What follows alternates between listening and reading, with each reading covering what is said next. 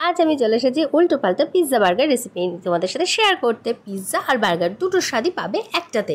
কিভাবে বানাবে চলো দেখা যাক। তো এখানে প্রথমে নিয়ে নিতে হবে সেদ্ধ করা আলু।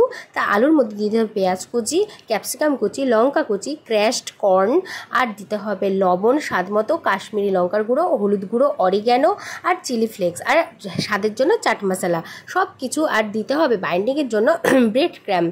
হ্যাঁ, তো এখানে এগুলো ভালো করে মেখে রেখে দিতে হবে। তারপর ব্রেডটাকে একটা গোল ছোট্ট বাটি নিয়ে গোল করে কেটে নিতে হবে। তার মধ্যে দিতে হবে পিৎজা সসের ওপর দিতে হবে তোমার চিজ দিয়ে দুটো ব্রেডকে জোড়া লাগিয়ে নিতে হবে। তারপর এই যে আলু মাখাটা দিয়ে পুরো ব্রেডটাকে কভার করতে হবে। কভার করে কর্নফ্লাওয়ার আর জলে গুলে তার মধ্যে ব্রেডটাকে ড্যাপ করে ভিজিয়ে এই যে আলু দিয়ে মুড়ে নেওয়ার পর ব্রেডটাকে পুরো ওই কর্নফ্লাওয়ারের ব্যাটারের মধ্যে ডুবিয়ে তারপর ব্রেড ক্র্যাম্ব বা বিস্কুটের গুঁড়ো দিয়ে তোমরা এটাকে এপিট ওপিট ভালো করে লাগিয়ে নিয়ে গরম তেলে ভেজে তুললেই রেডি গরমা গরম চিজি বার্গার পিৎজা।